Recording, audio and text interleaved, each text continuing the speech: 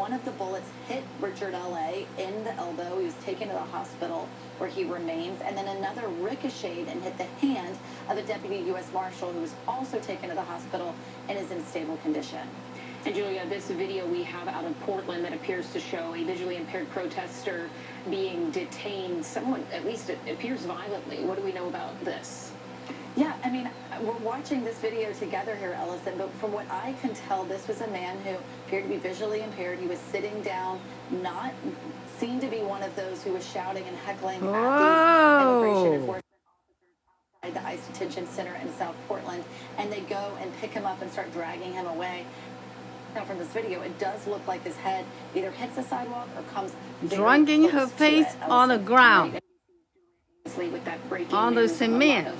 Different issues here. Thank you so much. We appreciate it. And today, a federal appeals court is weighing the legality of President Trump's decision to deploy National Guard troops to L.A. You may remember that in September, a judge ruled the deployment was illegal. However, the Trump administration appealed that ruling, and an appeals court put it on hold. NBC News legal affairs reporter Gary Grumbach is with us now. Gary, what are you hearing in court today?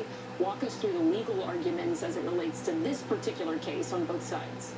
So the government's making the argument that the president should be able to make these kind of decisions because he's the president. It's all about how much deference is afforded to someone in that office, whether it's President Trump or anyone else. They argue he should be able to do that based on what the federal code says. And it does seem like all three judges, two Trump appointees and a Biden appointee, are skeptical of that argument. The state of California, on the other hand, is arguing that there is no rebellion, there is no insurrection, and there's nothing happening today on the streets of Los Angeles.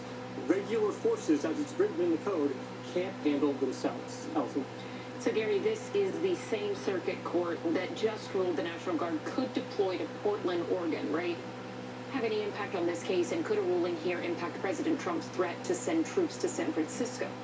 So that was more of a temporary ruling on a stay. This is actually the first time we're getting any sort of full fleshed out arguments across the appeals courts on this issue. Now, there is a Supreme Court that we're waiting on as it relates to what's happening with the National Guard over there in Illinois. And what they decide in Illinois could very much have an impact in California and in Oregon.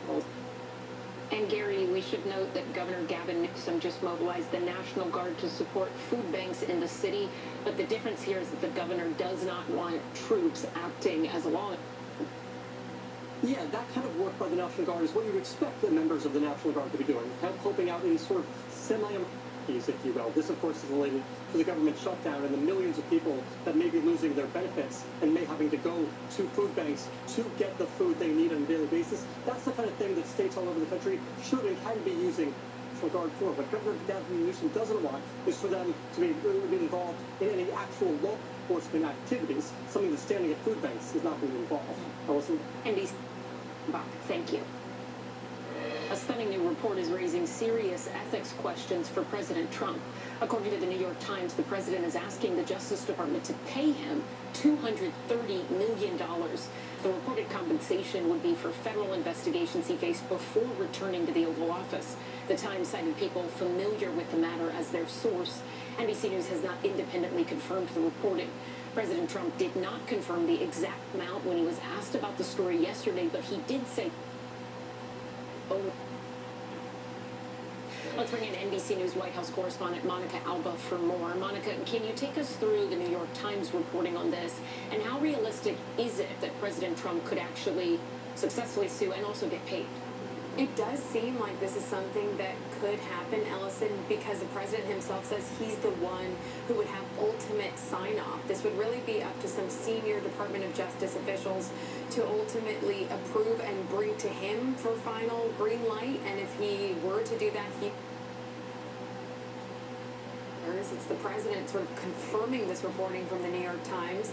He says he might give that money to charity, he might use it for some White House renovation projects, or it could go into some other bucket that's completely unclear. But what is clear is that that would be taxpayer money that would somehow go to him. He says that he believes he's owed because of the prosecutions against him before he came back and served this second term in office. Again, it's not clear whether this will actually happen, but this is certainly something the president is discussing, has discussed, has mused about openly says that he even has a plan for if it does happen, though again, we should be clear, we haven't verified this report, and the reporting isn't indicating that this is definitely going to occur. It's just something that has perhaps been discussed. Yeah, some really important caveats there. So far, Monica, have we heard anything publicly from top officials at the Justice Department?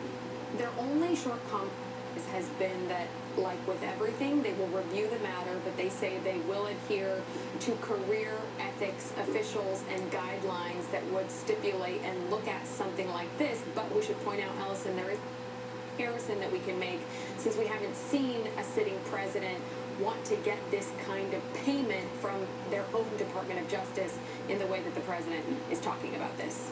NBC's Monica Alba, thank you. Time now for some